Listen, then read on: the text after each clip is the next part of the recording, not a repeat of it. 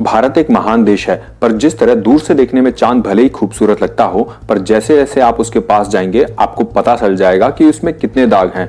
ठीक उसी तरह हमारे देश की इमेज पर दाग लगाने वाले कुछ ऐसे कट्टरपंथी और गद्दार बैठे हैं जो कभी कभी कुछ ऐसी बात कर देते हैं कि आप भी कह उठेंगे कि आखिर इस देश में हो क्या रहा है।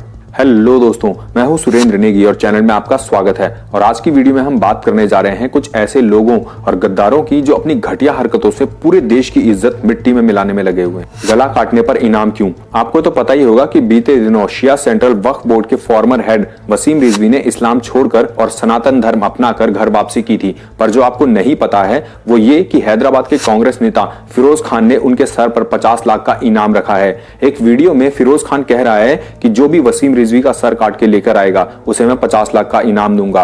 और इतना ही नहीं, इसको मारने वाला का केस मेरा वकील ही लड़ेगा। इन्हें जहां भी दिखा इसका मर्डर कर दो और इसका गला ले लेके मेरे पास आ जाओ। 50 लाख रुपए मेरे से ले लेना।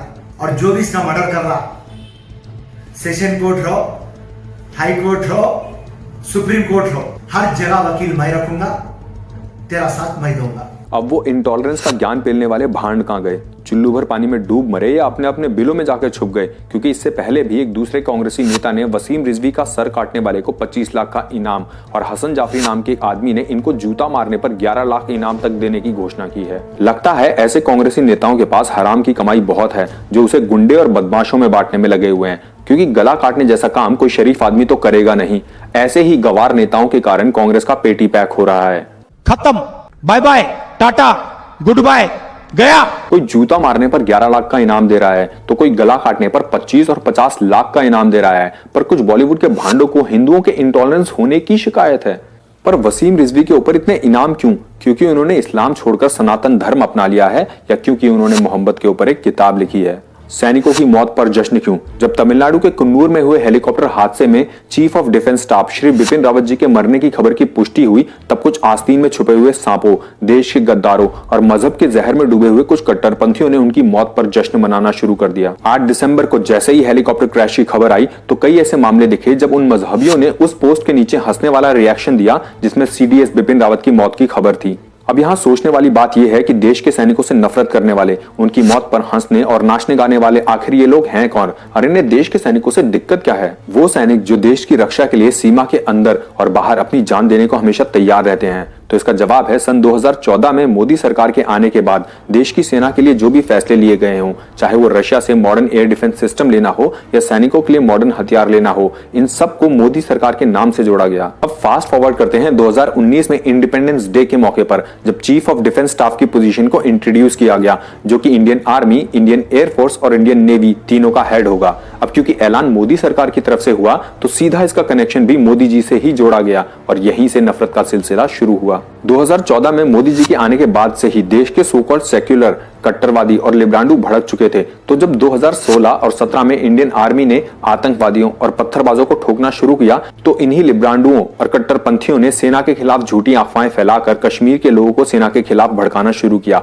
और इसमें इनका साथ दिया बिकाऊ विदेशी भांड मीडिया ने। तो ऐसे लोगों का सीडीएस बिपिन रावत की मौत पर जश्न मनाना कोई हैरानी की बात नहीं है, क्योंकि कई मौकों पर सीडीएस बिपिन रावत ने यह साफ कह दिया था कि उनकी पहली प्रायोरिटी ये देश और देश के सैनिक हैं और अगर कोई उनके जवानों पर पत्थर मारता है तो कम से कम वो अपने सैनिकों को मरने के लिए तो नहीं कहेंगे। अपने इसी बेबाक अंदाज के लिए वो कट्टरपंथियों के निशाने पर थे और ऊपर से सनातन धर्म के प्रति उनके लगाव ने रही सही कसर भी पूरी कर दी।